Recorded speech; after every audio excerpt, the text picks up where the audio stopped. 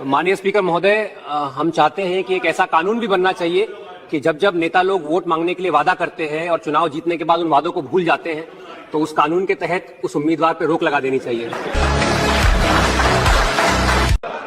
माननीय स्पीकर महोदय, मेरा प्रश्न ये था कि हमारे देश में हर बड़ी सरकारी पोस्ट जैसे आईएएस, आईपीएस या कलेक्टर के लिए एक टफ एग्जाम पास करना और वेल एजुकेटेड होना जरूरी है। तो एक देश का नेता बनने के लिए कोई एग्जाम क्यों नहीं होती? 2200 करोड़ रुपए की रिश्वत खिलाई अडानी ने। 2200 करोड़ रुपए की रिश्वत आपके अधिकारियों को। 2200 करोड़ की रिश्वत। आपका ध्यान देश में डीजल कैसे सस्ता हो, पेट्रोल कैसे सस्ता हो, इस पे नहीं है।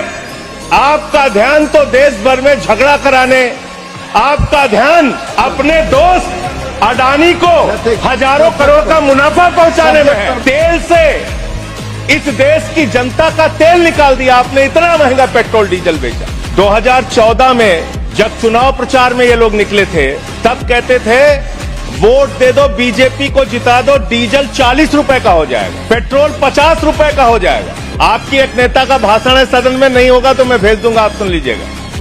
अध्यक्ष महोदय, मैं अपने इस संसदीय कार्यकाल में पुरुषों की आवाज उठाऊंगा, पुरुष आयोग लाऊंगा और जितने भी 12 कानून है उनके खिलाफ उनका गलत इस्तेमाल नहीं होने दूंगा। चाहे अगली बार सांसद रहूं या न रहूं, पुरुषों पर फर्स्ट इल्जाम नहीं लगने दूंगा। ये मेरा वचन है, ये मेरा संकल्प है।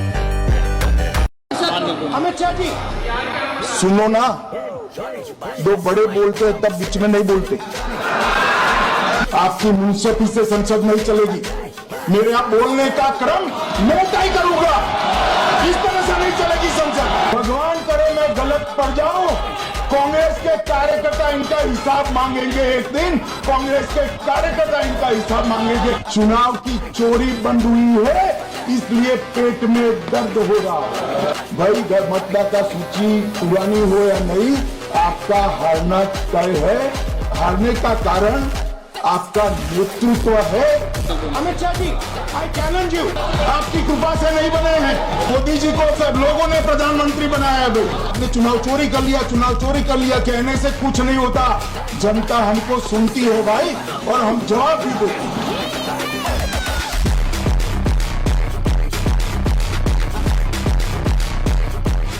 आदरणीय अध्यक्ष महोदय, मैं शिकोहाबाद से सांसद पवन यादव इस सदन के सामने एक विशेष प्रस्ताव लेकर उपस्थित हुआ हूं। जो भी लड़की किसी लड़के का दिल तोड़ेगी या कोई पत्नी अपने पति को जानबूझकर परेशान करेगी, उस पर तुरंत 3 लाख रुपए का जुर्माना लगेगा। अध्यक्ष महोदय, पुरुष इतना परेशान, इतना दर्द में है अपने जीवन में, वो बाहर के तनाव को झेल सकता है, घर के तनाव को कैसे झेले? इसलिए मैं चाहूंगा सरकार को पुरुष आयोग के बारे में सोचना चाहिए।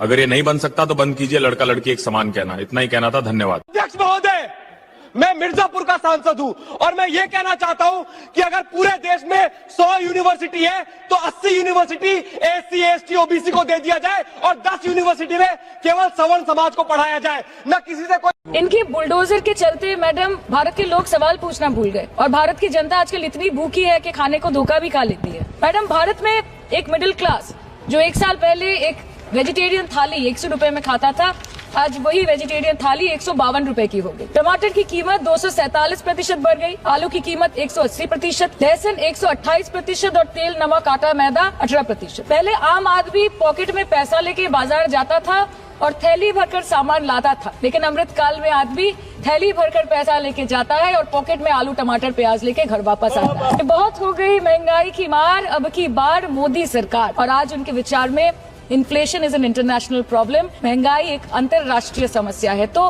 विश्व गुरु, विश्व बंधु इस अंतरराष्ट्रीय समस्या का समाधान क्यों नहीं कर पा रहे?